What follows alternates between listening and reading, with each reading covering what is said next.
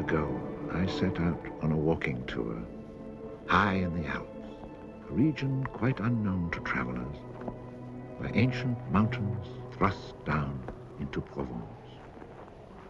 The trek began on barren moors, 12 or 1,300 meters above sea level, through land that was bleak and monotonous.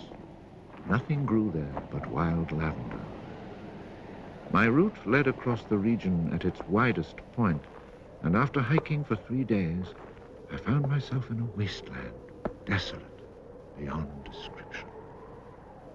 I made camp near the remains of an abandoned village. The day before, my water supply had run out, and I had to find some. The cluster of houses, although they were in ruins, reminding me of an old wasp's nest, made me think that once there must have been a fountain, or perhaps a well.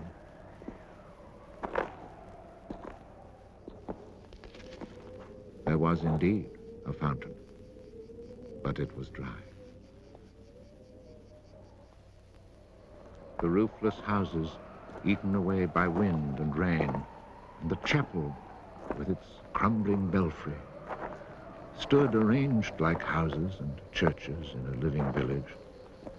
But here, life had vanished. It was a sunny, cloudless June day, but over these bare highlands blew a fierce, insufferable wind.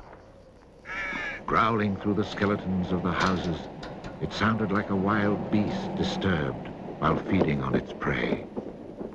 I had to move camp.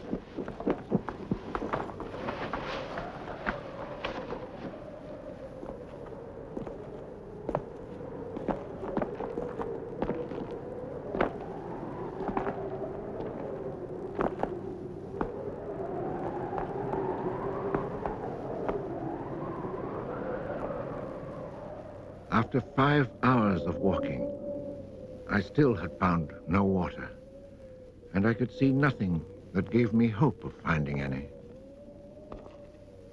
Everywhere, I came upon the same drought, the same coarse weeds.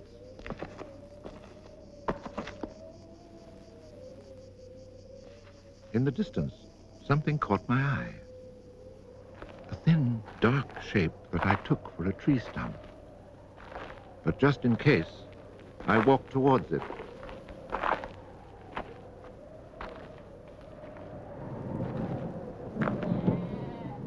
It was a shepherd, and beside him, resting on the burning ground, lay about 30 sheep.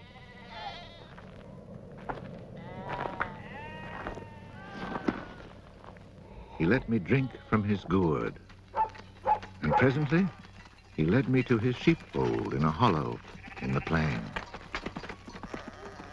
He drew water, excellent water it was too, from a very deep, natural well over which he had rigged a simple windlass.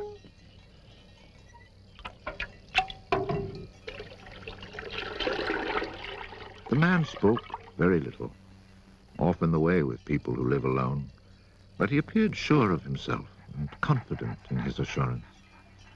It all seemed somehow strange in this barren land. He lived not in a hut, but in a real house, a stone house, whose walls clearly showed how his own labor had repaired the ruin it had once been.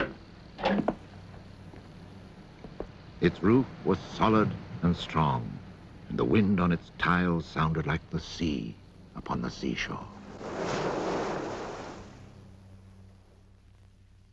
Inside, it was neat and tidy, dishes washed, floor swept, shotgun oiled. His soup simmered over the fire. And I noticed that he was freshly shaved, that all his buttons were firmly sewed on, and that his clothes were darned with that meticulous care which makes the mend invisible. He shared his soup with me.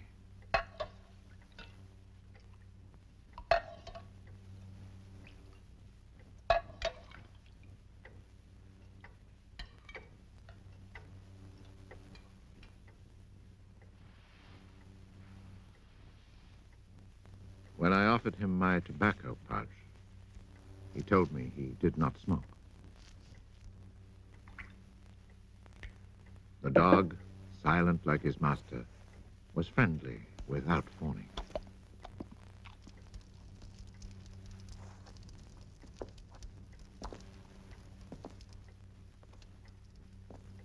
It had been agreed that I would spend the night. The nearest village was still almost 2 days' walk away. Villages in this region were few and far between, and I knew well what they were like. 4 or 5 of them were scattered over the slopes of these highlands, each one at the very end of a cart track among copses of white oaks. They were inhabited by charcoal burners. The living was poor, and families huddled together in a climate very harsh both in summer and winter found their struggle for survival made more bitter by their isolation. There was no relief. Their constant longing to escape became a crazy ambition. Endlessly the men carted their charcoal to town, then returned home. Even the most stable characters crack under the constant grind. The women seethed with resentment. There was rivalry in everything. The sale of charcoal and the church pew. They were rivals in virtue and rivals in vice. And the battle royal between vice and virtue raged incessantly. And always there was the wind. The ever-present wind constantly grating on the nerves. There were epidemics of suicide and many cases of madness, nearly always ending in murder.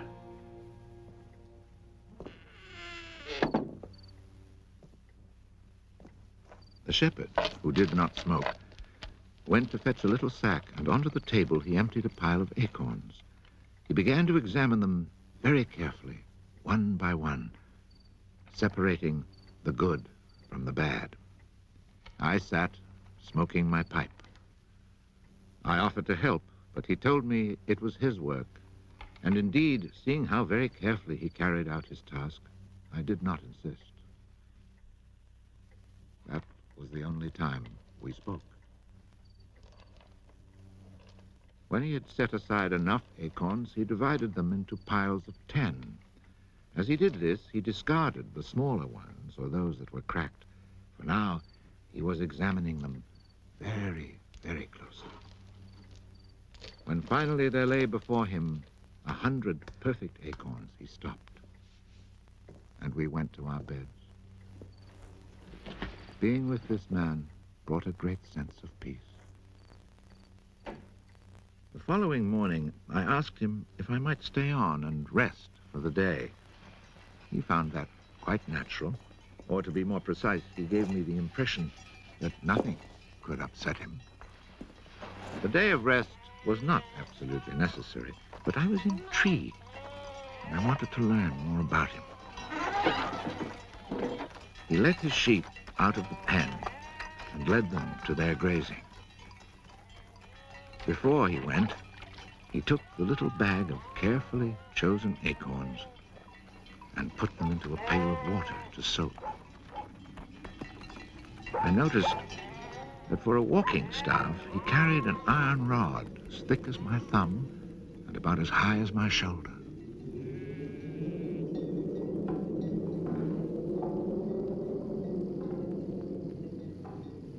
Pretending to take a leisurely stroll, I followed him at a distance, but keeping on a parallel path with him. The pasture for his sheep was down in a dell. Leaving his dog in charge of the little flock, he began to climb towards me where I was standing. I feared he was coming to reproach me. Not at all. It happened to be on his way, and he invited me to go with him if I had nothing better to do. He was going a little farther on, to the top of the hill. When we reached his destination, he began to drive his iron staff into the ground. He made a hole, dropped in an acorn, and filled in the hole.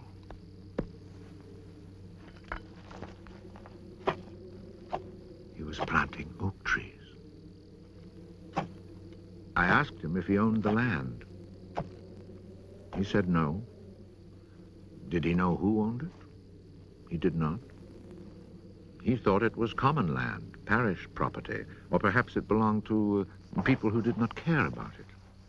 That did not concern him. So with infinite care, he planted his 100 acorns. After the midday meal, he began to sort out more of his acorns. I suppose I must have been quite insistent with my questions, because he answered me. For 3 years, he had been planting trees in that desolate country. He had planted 100,000. Of the 100,000, 20,000 had come up. Of these, he still expected to lose half, either to rodents or to any of the unpredictable things which only Providence can account for. That left 10,000 oaks to grow on this tract of land where before there was nothing. It was then that I wondered about the man's age. He was clearly more than 50. 55, he told me. His name was Elzéar Bouffier. He had owned a farm down in the lowlands. It had been his life.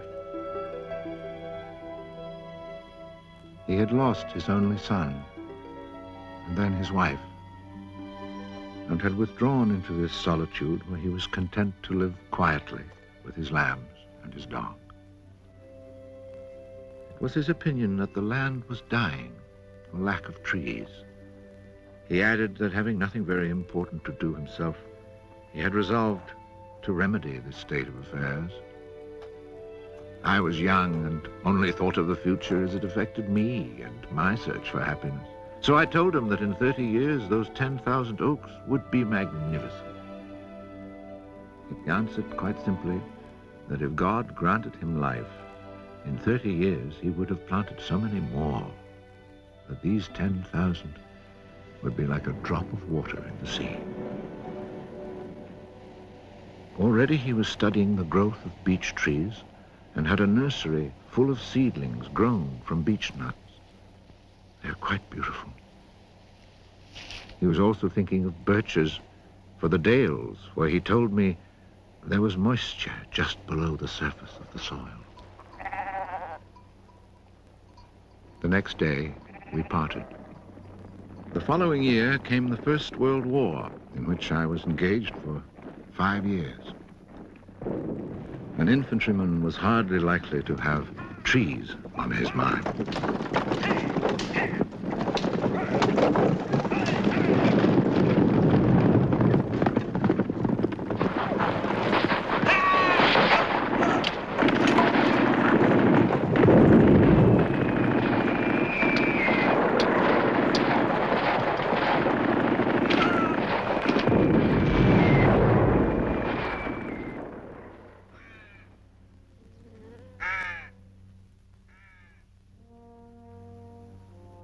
After demobilization, I found myself the possessor of a small gratuity and a great desire to breathe pure air.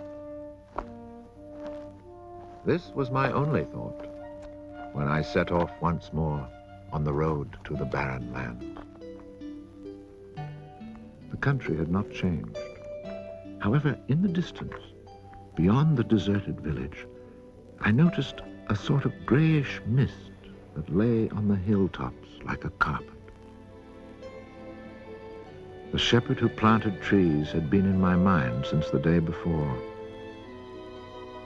10,000 oak trees, I thought to myself, really need a lot of space.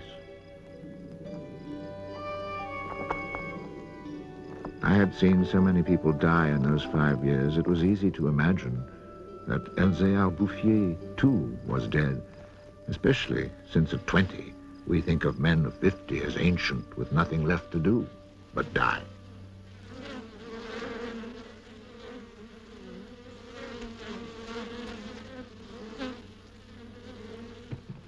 He was not dead. He had changed his occupation. He had only 4 sheep left, but now he had over 100 hives of bees. He had given up sheep because they threatened his young trees. The war had not disturbed him, and he had calmly continued his planting. The oaks of 1910 were now 10 years old and taller than either of us. It was such an impressive sight, I was struck dumb. And as he never said a word, we spent the whole day in silence, walking through his forest. It was in 3 sections and measured 11 kilometers long and 3 kilometers at its widest. When I reminded myself that all this was the work of the hand and soul of one man with no mechanical help, it seemed to me that men could be as effective as God in tasks other than destruction. He had followed his dream, and beech trees as high as my shoulder, stretching as far as the eye could see, were witness to it. The oaks were strong and past being at the mercy of rodents. As for Providence, she would have needed a cyclone to destroy this creation of man. He showed me handsome groves of 5-year-old birches planted in 1915, the year I was fighting at the Battle of Verdun. He had set them out in all the hollows where he guessed, and rightly, there was moisture near the surface. They were like young children, tender yet firm and confident. And creation, it seemed, had just followed in a natural sequence. He hadn't worried about it. Resolutely, he had gone about his simple task. On the way down through the village, I saw streams flowing with water, which in living memory had always been dry. This was truly the most impressive effect of creation's natural cycle that I'd ever seen. Long ago, these brooks had been full of water. Among the miserable villages I mentioned before, some were built on sites of ancient Roman villages, and archaeologists digging in the ruins had found fish hooks, whereas in the 20th century, cisterns were needed to ensure even a modest supply of water. The wind had scattered seeds too, and as the water reappeared, so did willow trees, reeds, meadows, gardens, flowers, and a reason for living. But the change had come about so gradually, and that it was simply taken for granted. Of course, hunters who climbed these heights in search of hares and wild boar had noticed the sudden appearance of little trees, but had put it down to some caprice of nature. That is why no one had meddled with the work of the shepherd. If they had suspected it was man's work, they would have interfered. But who would even think of him? Who in the villages or among the authorities could ever have imagined such constant, magnificent generosity?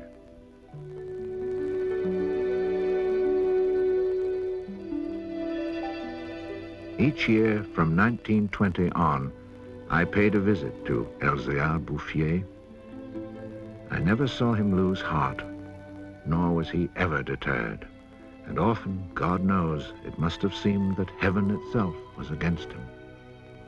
I never tried to imagine his frustrations, but to achieve such an end, he must have had to overcome many obstacles. For such passion to succeed, he must surely have fought and conquered despair. We must remember that this exceptional man had worked in utter solitude. Solitude so complete that towards the end of his life, he had lost the habit of speech. Or perhaps he saw no need for it. In 1933, he was visited by an astonished forester who notified him of an order that lighting fires outdoors was forbidden for fear of endangering this natural forest. It was the first time, the forester told him naively, that he had ever seen a forest grow of its own accord. In 1935, a whole delegation from the authorities arrived to look at the natural forest. There was a high-ranking official from the forestry department, an elected member of parliament, technical experts. And there was a great deal of talk. It was decided something must be done. Fortunately, nobody did anything except for the one good thing. The forest was placed under government protection and charcoal burning was prohibited. For it was really quite impossible not to be enchanted by the beauty of these young, healthy trees. And they had even managed to cast their spell over the Member of Parliament.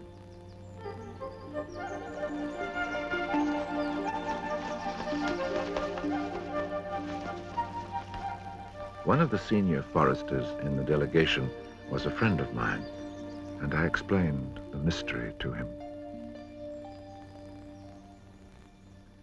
The following week, we both set out to find Elzéar Bouffier.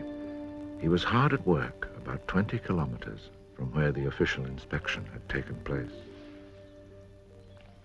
I was right about my friend the forester. He was able to appreciate all he saw.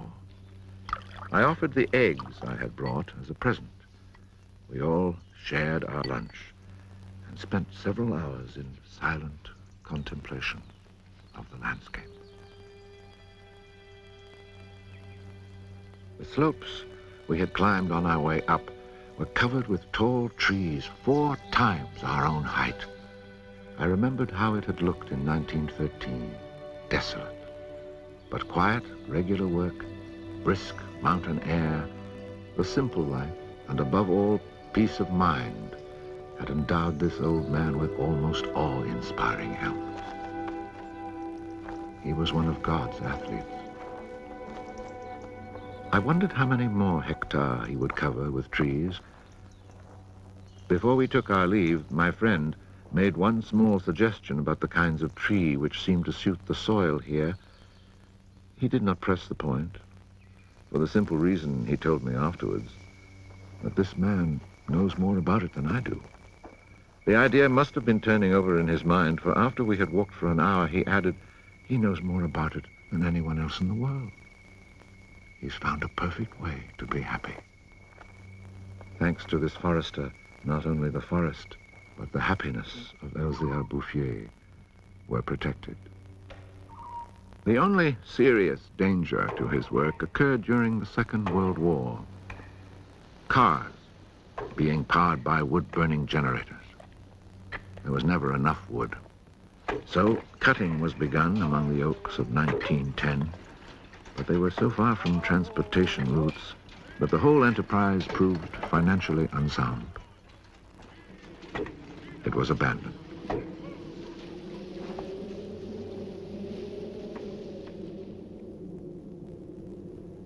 The shepherd knew nothing of all this.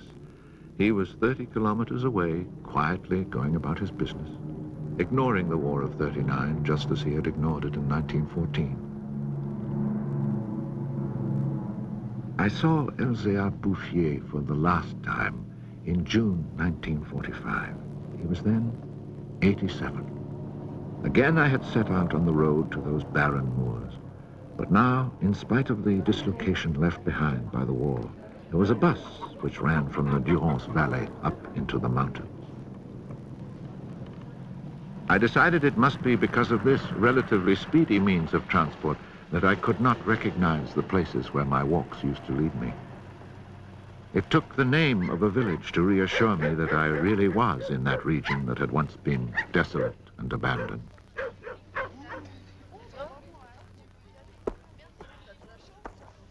The bus dropped me at Vergon. In 1913, this hamlet of no more than a dozen houses had 3 inhabitants, wild creatures who hated each other, who set snares to make a living. They were people without hope. Now everything was different, even the air itself. Instead of the harsh, dry winds of the past, there was a gentle breeze, full of fragrance. From the mountain tops came a sound like rushing water. It was the wind rustling through the forest. And then, even more astonishing, I heard another sound of water. I saw that they had built a fountain that was splashing merrily. And beside it, what I found most touching, someone had planted a linden tree, a perfect symbol of rebirth.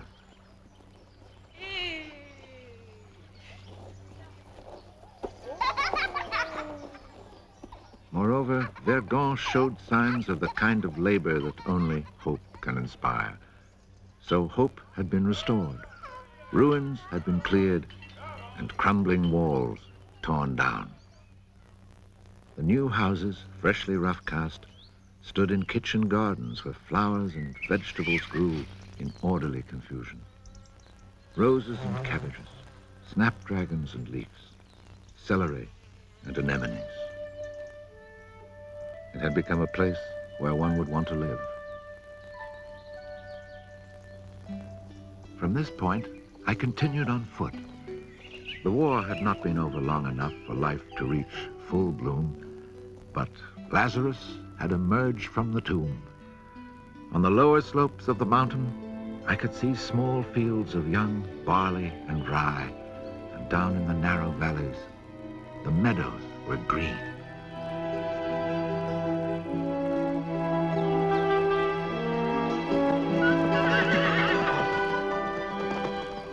It has taken only 8 years since then for the whole countryside to glow with health and prosperity.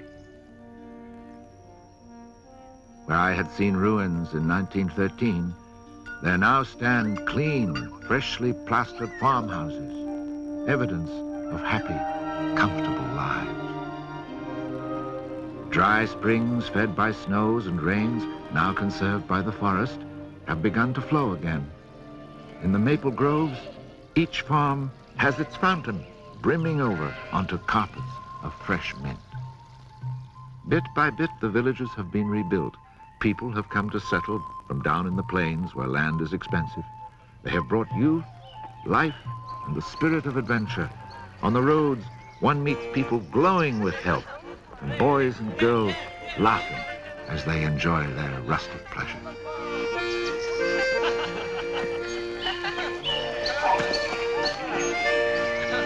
Counting those who lived here before, quite changed by their life in gentle surroundings, and including the newcomers, more than 10,000 people owe their happiness to Elzéar Bouffier.